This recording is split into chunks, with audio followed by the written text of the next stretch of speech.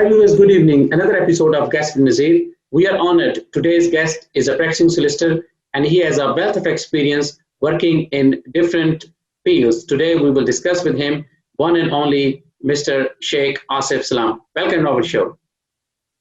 Thank you very much. Mr. Sheikh, please tell our viewers about your early days and your education. Well, I was born in Lahore. I have had all my education in Lahore. I did my schooling there, did my intermediate there, then I did graduate in commerce, then I graduated in law, then I did my chartered accountancy and practiced as a chartered accountant with my father for quite some time.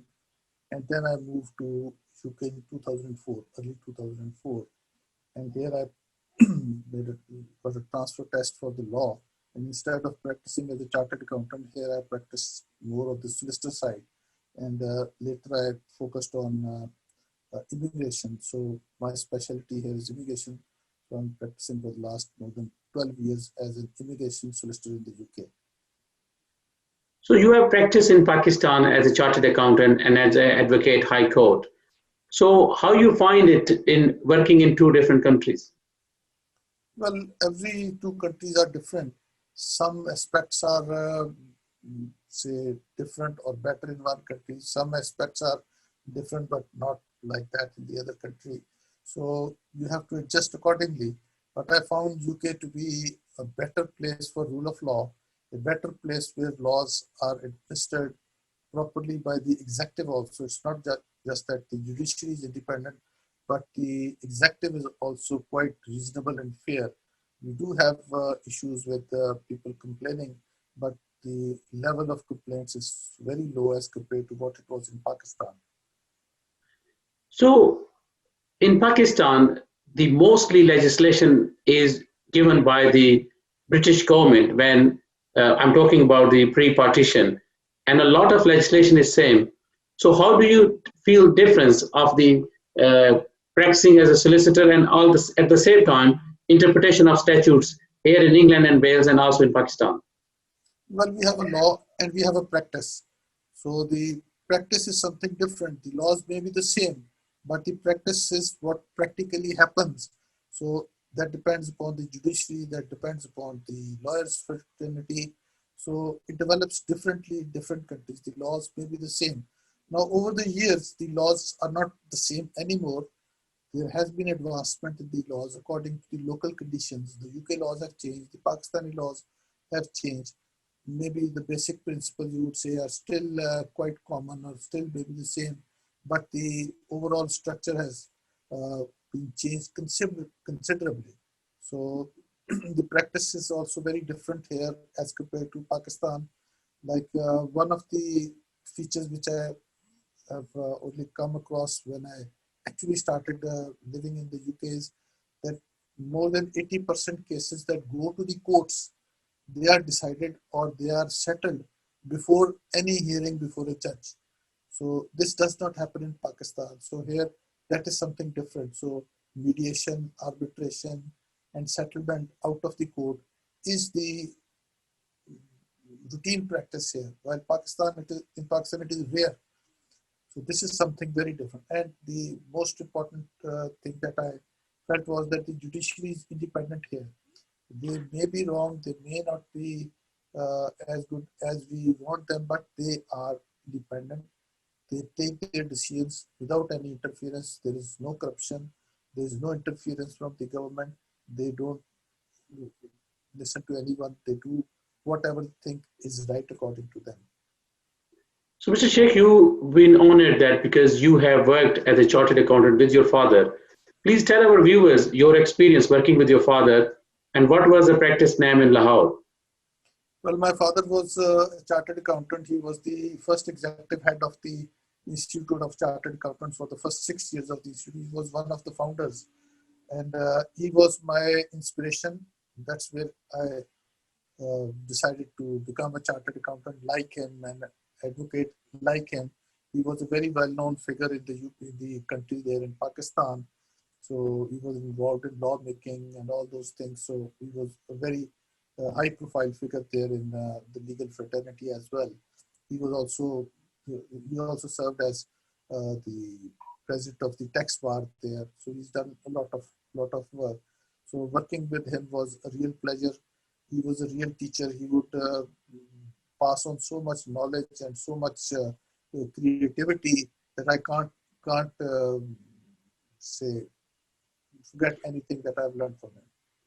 So, what was the practice name, and do you want to mention the practice name and your dad's name? Because obviously, it is a historical moment for you, because now you're working in the United Kingdom, you have worked in Pakistan, and you have written too many books. So, please share with our viewers about the details of the practice and your father's name, please. My father's name was Sheikh Asif Salam. My name is Sheikh Asif Salam. So we both have the same abbreviation and same name, like S.A. Salam. I'm also using S.A. Salam like him. So our firm was called there as S.A. Salam and Company Chartered Accountants. That was formed in 1955. And the firm that I formed here was also known as S.A. Salam and Company Solicitors Limited instead of Chartered Accountants.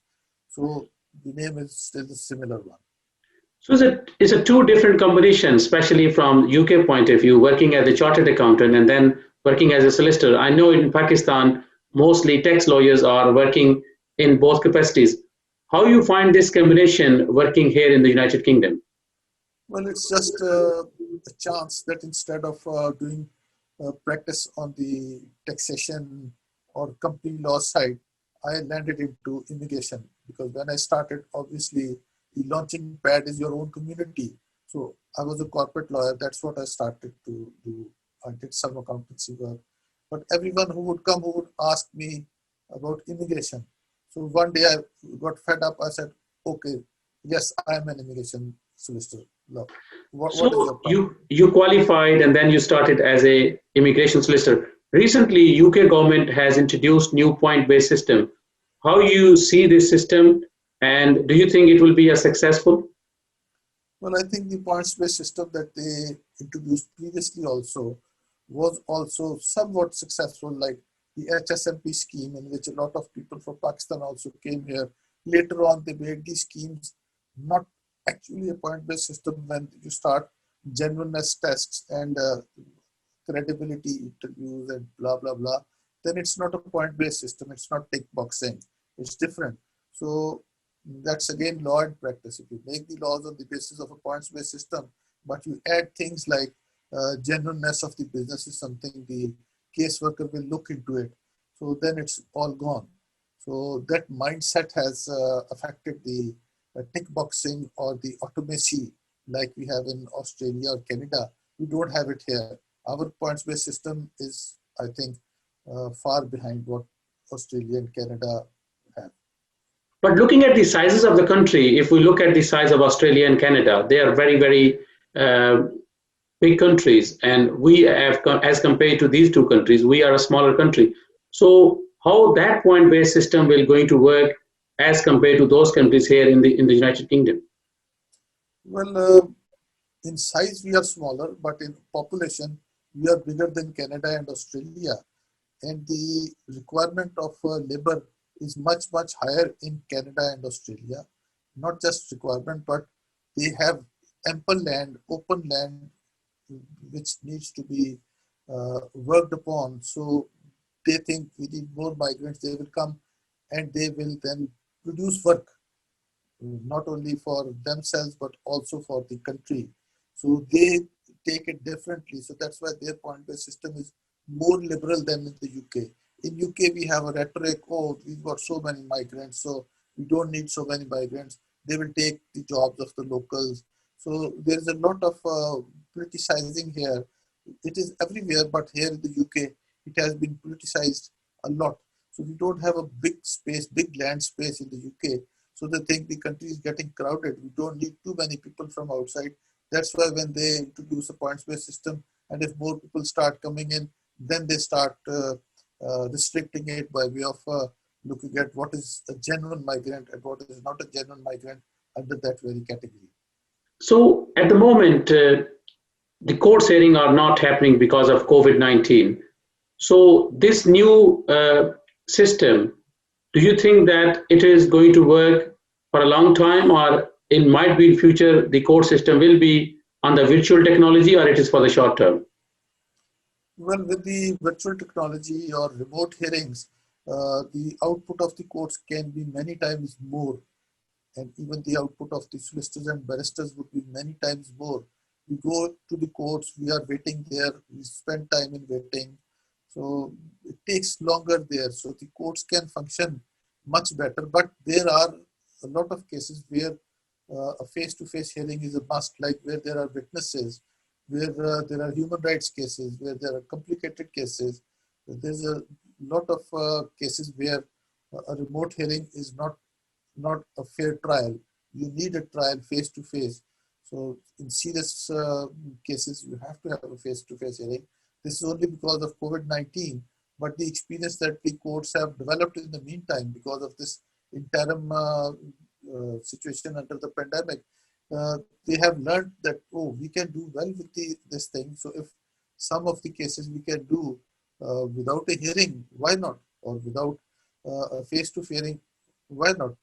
Even before this pandemic, we used to have paper hearings. So paper hearings are where there are no lawyers, no telephone hearing, nothing. So even that system was already there. But looks like the government is interested in developing the remote hearings. So in immigration law, in recent years, a lot of cases has been uh, taken away the right of appeal. So how you see this practice? Because obviously, when there is an error, obviously then it comes in front of a judge and it get a judicial mind to have a look at it. But now we don't have that liberty to have that right to have that right of appeal. How you see that? And my second question is, recently, a lot of cuts have taken place, especially in the legal aid. So how it has affected the immigration practice and also for the uh, justice system. Well, basically, the change in the appeal structure has been a very bad decision. The government taking away the right of appeal in almost everything except human rights claims and detention and deportation and asylum. So all other cases like points-based system was taken out from the appeal regime. They are all subject to an administrative review. So this has not cut down the judicial work, but it has increased the judicial work. Now, when a caseworker from the Home Office does pass a wrong order and there is no right of appeal, then people go directly to the judicial reviews. Initially, they started going to the High Court. So the High Court was choked. Straight from the caseworker to the High Court is a nonsense. So they then said, okay, we give this work to the upper tribunal so that they can uh, look at judicial reviews rather than the High Court. So the upper tribunal is also full. So they have not cut the work of the lawyers or cut the work of the judiciary by changing the appeal regime. They have created a bigger mess. And with the So, legal aid, I would say legal aid has been cut down very, very strongly, very badly. Now we only have immigration uh, where there is domestic violence or asylum cases. So otherwise, for deportation, asylum, domestic violence, that's all that is left in legal aid. Otherwise, all immigration cases are now on privately funded. So it's difficult for people to have access to justice if they don't have enough funds to fight their cases and get justice. you have worked with the young lawyers and you have trained a few of the young lawyers. So what is your message in today's show for the especially students who are coming in this profession, and especially for the trainee solicitors who are going to be future barristers and solicitors? Well, I've trained a lot of students, and a lot of my students are very good lawyers now. They are very successful solicitors running their own firms. But only those have been very successful who have worked hard during their training. So training is a very good opportunity for the trainee solicitors. If during that 2 years time, if they work hard, if they try to learn, that is when they have the time to learn. After that, if they start their own business, then they won't get the time to learn. So this is the time to learn, to work hard, and to develop themselves into good solicitors. Anyone who completes the 2 years will become a solicitor. So it's not hard to become a solicitor, but it is hard to become a good solicitor. And for that, you need hard work, you have to have creativity. Don't just go by the book. You have to find solutions. creative solutions, you have to work hard. You have some new ideas in the, especially in the practicing sense of the uh, legislation and also practical solution of these issues. So do you want to share some ideas that what is the future of the law in the United Kingdom, and especially your ideas? So what are your thoughts? So how these things are, what is the next? Because most of the things are going virtual technology, online services. So what is the next? Well, basically, uh, we think that the executive plays a very important role in the judicial work. If the executive behaves well, if they do their work well, there will be less litigation. So in this country, the executive is much, much better than most of the countries of the world, but still there are issues. Plus, apart from the executive, the private businesses, private individuals, they have issues amongst themselves. So to control that situation, they have been very successful in developing a system whereby more than 80% of cases are resolved by way of negotiation or settlement out of the court after the cases have gone to the court. So cases that go to the court, 80% of them, they don't see a hearing. They are settled before the hearing. During the process, the solicitors within themselves, they negotiate, they have arbitration, they have settlement meetings, they have mediation. So that is something which has helped a lot. Otherwise, there's a lot of business here, and where there is a lot of business, there will be a lot of litigation. So they have controlled that. And with these remote hearings, virtual courts and all that, they will be able to tackle more cases with less judiciaries, because judiciary is something very difficult to develop. It's not easy to develop judges very fast. You can't just pick people and next day they are on the job as very good judges. It takes time to develop them. So this is something that will save the time of the judges with these virtual hearings. And I think technology is going to play a very uh, important role in the reshaping of the judiciary. It will become a very modern judiciary. You can see old judges, uh, they are sitting on laptops themselves, and some of the judges are typing all the evidence themselves on the laptops. So the judges are also working very hard, be it virtual hearing, be it a face-to-face hearing. So things are changing, but face-to-face hearings would never end, because a lot of hearings do require a face-to-face hearing, while there are human rights cases or very serious matters which should not be left to telephones. Mr. Islam, you are writing few books and you have already written. Please tell us your new upcoming project, especially with the latest book, and what is coming in this book. Well, I've been writing books for the last 40 years when I started writing books.